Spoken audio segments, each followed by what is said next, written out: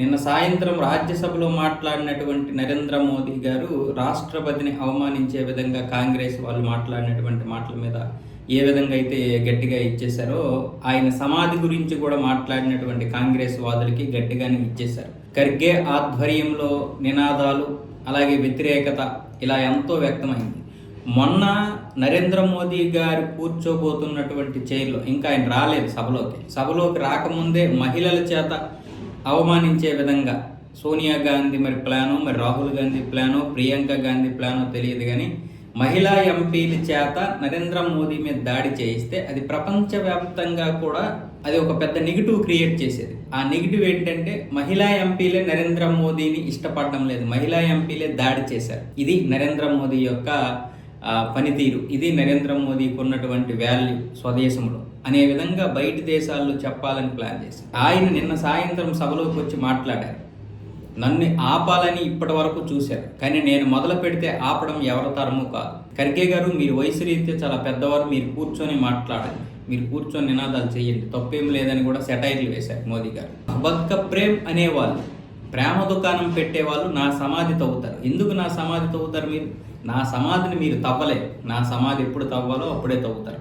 అది మీరు తవ్వాల్సిన అవసరం లేదు. నా సమాధికి సమయం దేనికి సమయం తవ్వుతారు? 370 రద్దు చేశాననే, ఈశాన్య రాష్ట్రంలో ఉగ్రవాదాన్ని ఆపాననే, నక్సలిజాన్ని తుడిచికి పెట్టుకుపోయాననే, సింధు జలాల యొక్క ఆ ఒప్పందం ఏదైతుందో దాన్ని బహిర్గతం చేశామనే, ఉగ్రవాదుల్ని తొక్క తీసామనే, ఆపరేషన్ సింధూర్లో పాకిస్తాన్ వెళ్ళి వాళ్ళ యొక్క నడ్డి విరిచేశామనే, దేశంలో అవినీతి తగ్గిందనే, జిఎస్టీ ద్వారా దేశాన్ని అభివృద్ధి చేశామనే, స్వదేశంగా వందే భారత్ తయారు చేశామనే, దేనికోసం నాకు సమాధి అవుతారు?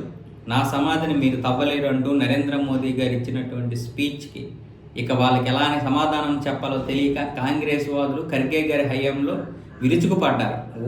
తెగ అల్లాట్లు చేసేశారు. చివరికి ఆయన్ని మాట్లాడనివ్వకుండా పెద్ద గందరగోళమే చేస్తే మీరు కాదు కదా, ఇంక మీ పైవారు వచ్చినా సరే నా స్పీచ్ ఆపలేరు అని నరేంద్ర మోదీ గారు రాజ్యసభలో మాట్లాడారు. అంటే నిన్న గొప్ప ప్లాన్ చేశారులేండి, నిన్న కాదు మొన్న. ఆయన్ని ఎలాగైనా సరే అడ్డుకోవడానికి మహిళా ఎంపీలతో చెప్పాను కదా ఇంతకుముందు, ఇలా ఉంటాయి వాళ్ళవి. నేను ఇది అంటున్నానంటే బీజేపీ ప్రభుత్వంలో చిన్న చిన్న తప్పులు ఉంటే ఉండొచ్చేమో, కానీ మనం బీజేపీని విడిచిపెడితే ఈ దేశం సర్వనాశనం అయిపోద్ది. ఎందుకంటే బీజేపీ వస్తే ఇలా ఉంటుందా పాలన అని ఇప్పుడు వాళ్ళకి అర్థమైంది ఈ 11 సంవత్సరాల కాలంలో. సో దీన్ని మొత్తం వాళ్ళు వచ్చిన ఒక్క సంవత్సరంలోనే మొత్తం నాశనం చేసేస్తారు. పైగా ఇక రేపు ఎలాగైనా సరే మళ్ళీ దేశాన్ని మరో 20-30 సంవత్సరాలు వెనక్కి తోసేస్తారు. అది మతం ప్రాతిపదికన. ఏ హిందువులైతే ఓట్లు వేసి వీళ్ళని గెలిపిస్తారో అదే హిందువులు చేతులు నరికేస్తారు వీళ్ళు. అందుకే వీళ్ళు మరో 30 సంవత్సరాలైన రాకూడదన్నది, తర్వాత వీళ్ళు రావాలని కాదు. ఆ తర్వాత మళ్ళీ ప్రతిపక్షంలో ఉండాల్సింది ఇంకొక పార్టీ.